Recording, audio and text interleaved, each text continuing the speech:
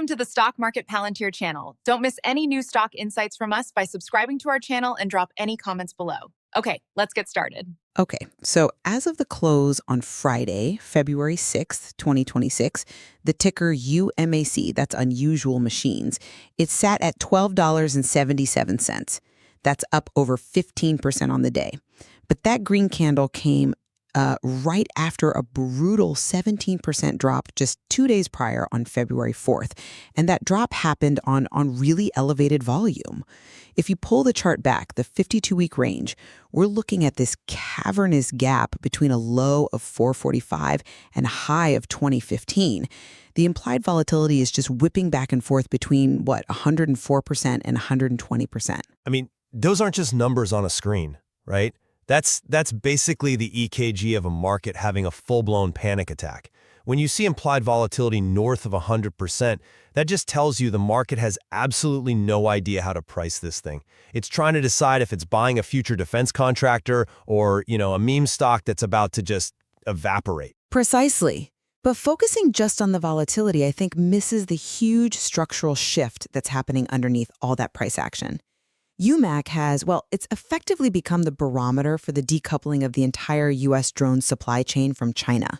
So the question we're debating today isn't just about the stock price.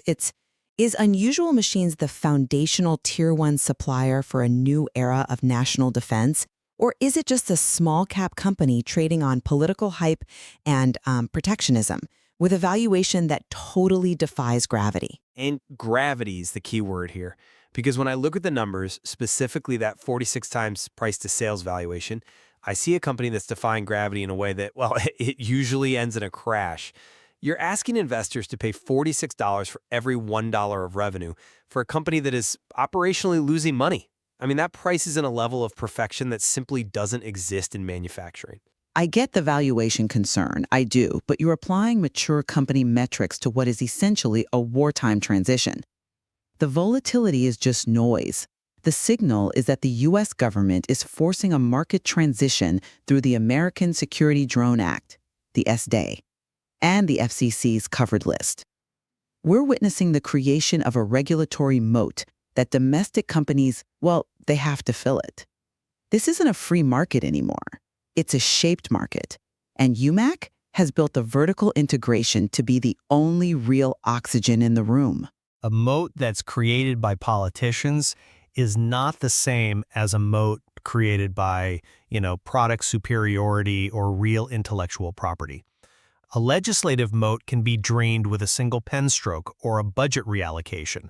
But look, before we even get into the politics, let's just talk about the business itself. You said vertical integration.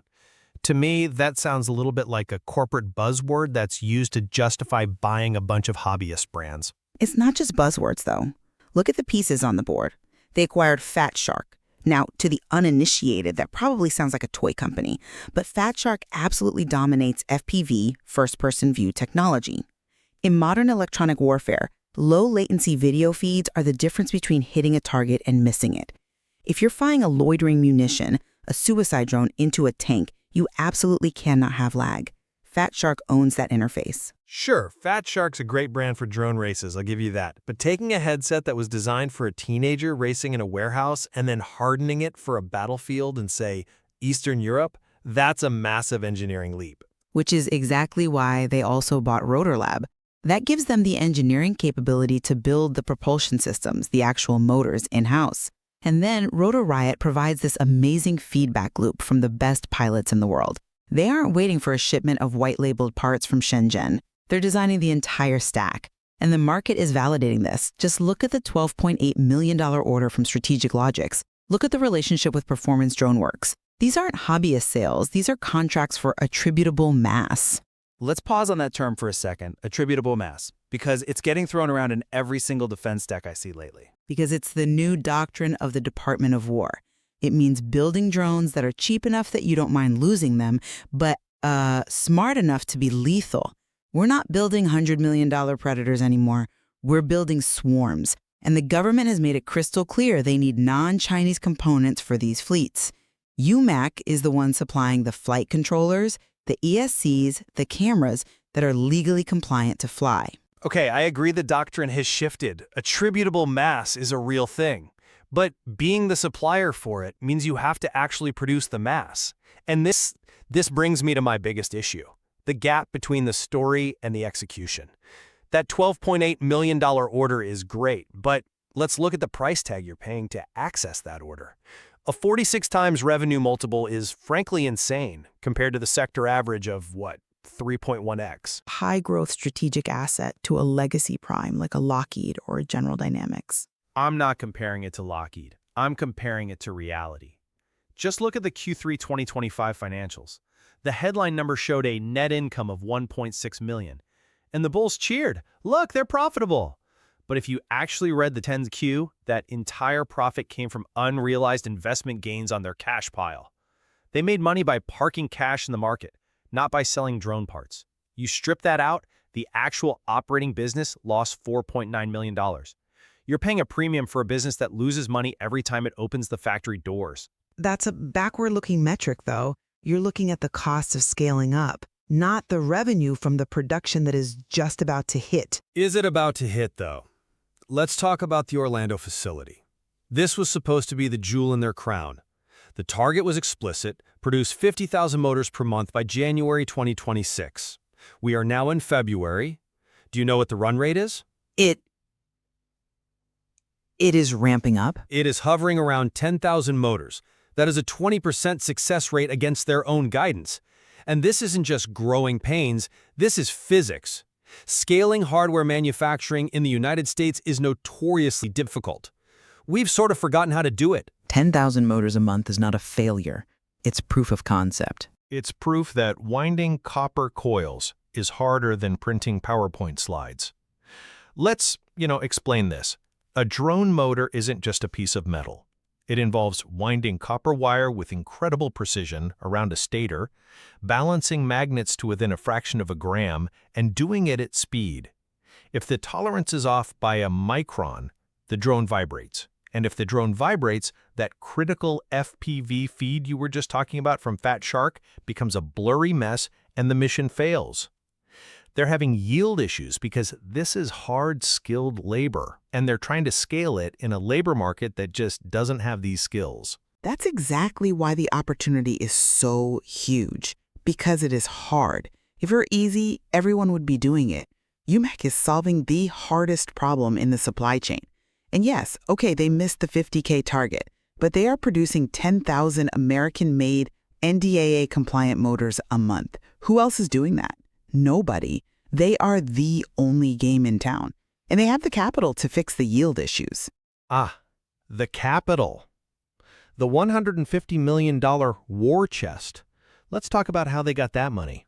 They didn't get it from selling motors. They got it from what I like to call staircase financing. It was a strategic capital raise. It was massive dilution.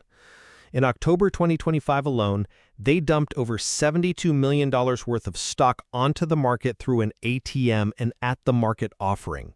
They just used the hype in the stock price to print new shares and sell them directly to retail investors. And I call that brilliant management. They raised capital at $15.46 a share. They sold into strength. So now they have virtually no debt and enough cash to weather the exact manufacturing challenges that you are complaining about. Most small hardware startups die because they run out of money while they're trying to figure out the assembly line. UMAC, they solved the survival risk. That $150 million is a fortress. It's a fortress that's built on the backs of shareholders. And it's not just the ATM offering. Look at the share-based compensation. It's running at 133% of revenue. They are paying their employees and their executives more in stock than the company actually brings in from sales. That is a massive transfer of value from the investors to the insiders. It suggests that the people running the company are getting rich regardless of whether the company ever actually turns an operating profit. In a high-growth tech environment, you have to use equity to attract talent, especially when you are competing for engineers against, SpaceX and Anduril. But I want to pivot back to the macro picture here because I think you're getting bogged down in the balance sheet while the whole world is changing outside. The balance sheet is what keeps the lights on. The legislation is what turns the lights on. The American Security Drone Act wasn't just a suggestion. As of late 2025, it bans federal funds from being used on Chinese drones. But even more importantly, look at the FCC. The covered list now includes DJI and Hotel. We hear that term covered list a lot, but explain what it really means for, say, the police chief in Ohio or the park ranger in Yosemite. It means that new models from those Chinese companies, they cannot get FCC authorization. They cannot legally transmit a radio signal in the United States. It's a hard stop. The security patches for existing fleets, they're only allowed until January 2027. After that, the door slams shut. So every police department, every federal agency, every enterprise customer is being corralled into the blue UAS list, the Defense Innovation Unit's approved list. And UMAC's components, like their Aura camera, are on that list. They're just sitting there waiting for the entire market to be forced into their arms. And that is the bull case in a nutshell. The government is forcing you to buy our stuff, but that brings a massive new risk into the picture. Politics. You cannot analyze this stock without talking about the advisory board. Donald Trump Jr. joined in late 2024. He holds about 200,000 shares. I view that as a massive strategic asset. We're in an administration that prioritizes America first. Having the ear of the administration, having that kind of visibility, it ensures that UMAC isn't going to be ignored by the Pentagon. It signals that they are serious about this Drones for America mission. In government contracting, visibility is half the battle. Well, it makes them a lightning rod. Procurement officers at the Pentagon are career bureaucrats. They are risk-averse. The last thing they want is to be dragged before a congressional oversight committee to explain why they awarded a contract to a company with a direct political link to the White House, especially if that company's motors are more expensive and, frankly, less reliable than the competition. But the competition is Chinese. They don't have a choice. The competition is also other American startups or our allies. If UMAC stumbles on execution, that political connection turns from an asset into a huge governance liability. What happens if the political winds shift? What happens if that one big beautiful bill funding gets diverted somewhere else? You're betting on a political narrative just as much as you are a business. I disagree. The anti-China sentiment is the one thing in Washington that is truly bipartisan. The Democrats want supply chain security. The Republicans want American manufacturing. UMAC sits right in the middle of that Venn diagram. The Pentagon isn't going to stop buying drones because of a board member. They're going to buy them because of the Drone Dominance Program. Okay, let's dig into that program. You mentioned the gauntlet. Yes, the gauntlet. It's the new acquisition strategy. Instead of these 10-year development cycles, the Army is holding these rapid tournament-style fly-offs. Companies show up, they fly their drones, and the winner gets the contract immediately. And UMAC is the arms dealer to all the participants. So whether it's Teal or Neros or PDW winning Phase 1, they all need NDAA-compliant motors. UMAC sells the picks and shovels for this gold rush. Even a tiny slice of the $1.1 billion budget for this is massive for a company with a $12 stock price. But picks and shovels is a cliche that assumes the picks don't break. And I keep coming back to the execution risk. You mentioned the $1.1 billion budget. To justify the current valuation to get to that 5x growth thesis where UMAC becomes a $2.5 billion company, they need to hit roughly $170 million in annual revenue. Which is, it's achievable. Currently, they're forecasted for maybe $27 million next year. The gap between $27 million and $170 million is the valley of death for hardware companies. You have to scale production tenfold without breaking your cash flow or your quality control.